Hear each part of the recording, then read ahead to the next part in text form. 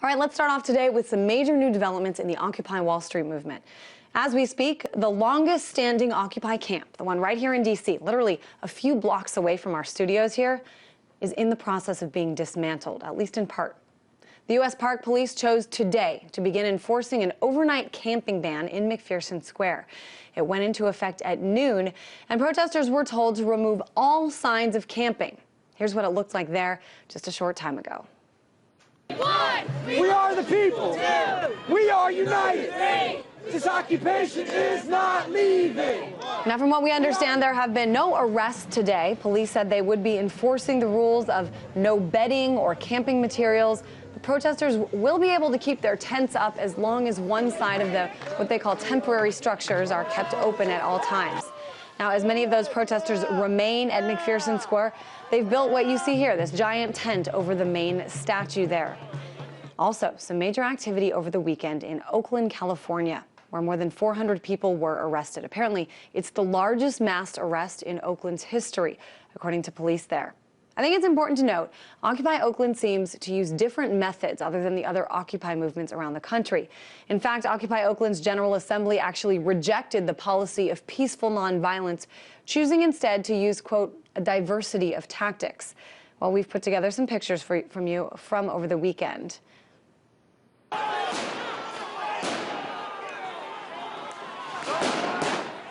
Now, among the activities there, protesters used force to try to take over an abandoned community center. They were hoping to turn that into headquarters. Protesters also apparently stormed City Hall, breaking into the building using a crowbar to get through the emergency exit door.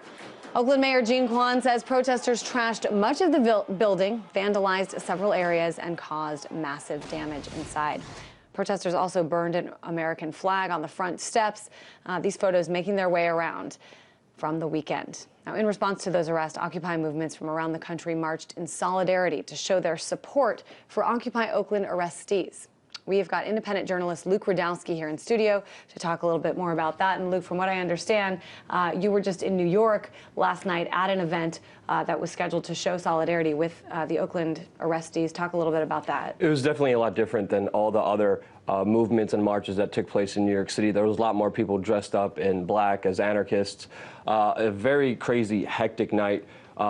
Bottles were thrown at police officers. There's people in the crowd who were very angry at some people being violent. I just released a video today on my YouTube channel, youtube.com/wearechange, of police officers grabbing an anarchist, letting him go, and then watching him. The police never let anybody go in New York City, especially when they grab them in those kind of situations. We caught anarchists attacking live streamers, people who were there filming exactly what was happening. I actually got a picture of this guy's face. I hope people can identify him because, as many times you know, during major demonstrations and major rallies, the police officers like to dress up as anarchists to incite violence because then the police have an excuse to crack down on all the protesters. So you think that the guy, the protester that they grabbed and then let go, they did so because he was one of them, perhaps? Possibly an undercover. I had an undercover cop actually assault me down at Occupy Wall Street a couple weeks ago. That video's up also on YouTube. Walk away, run away to other police officers for safety as I filmed him running away. So there's undercover police officers, especially there. I mean, the NYPD has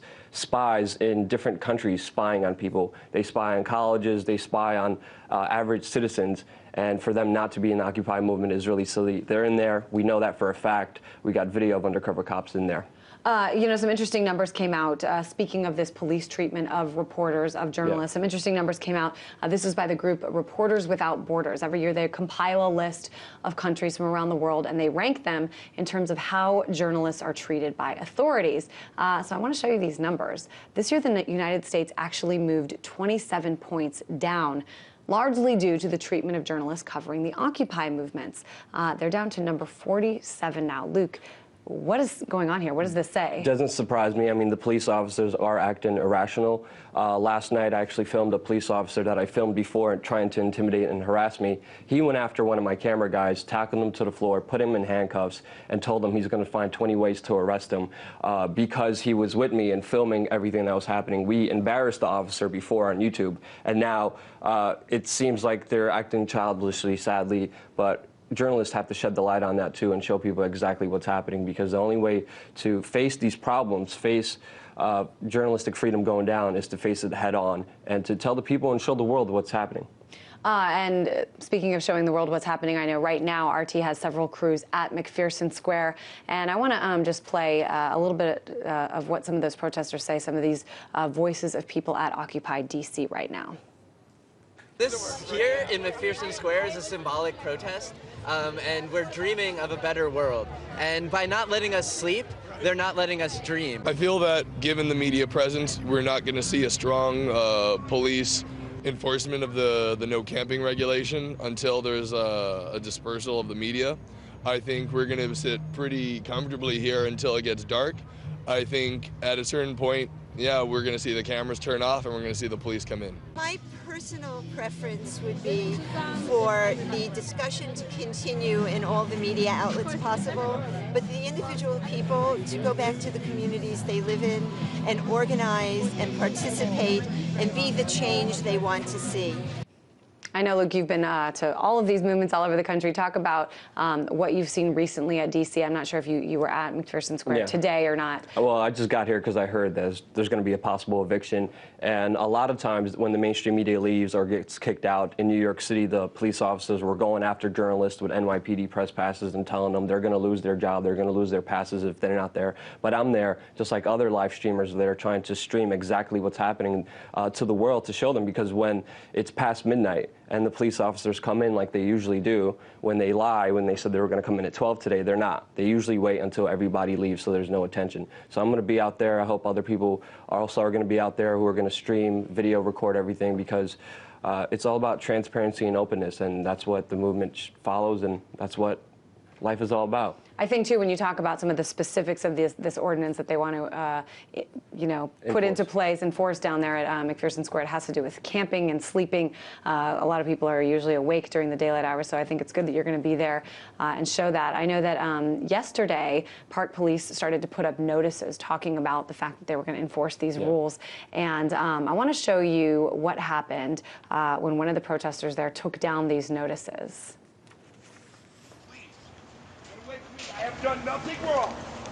I have done nothing wrong. You see that protester there is being chased by police. I have done nothing wrong.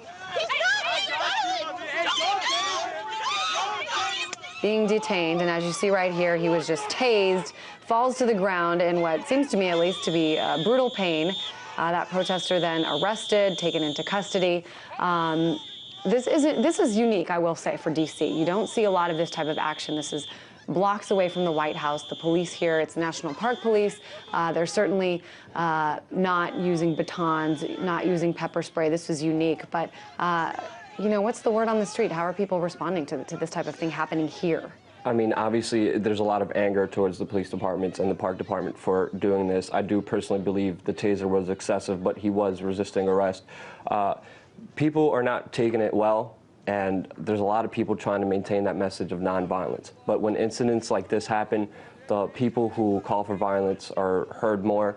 But I really hope that this doesn't happen, because the more they attack us, the more we're proven right, especially in the Occupy Wall Street movement. And once you stand there and don't become like your enemy and don't fight back, that's when people see that you're right. And I hope people understand that. I hope people follow that principle of nonviolence and continue that.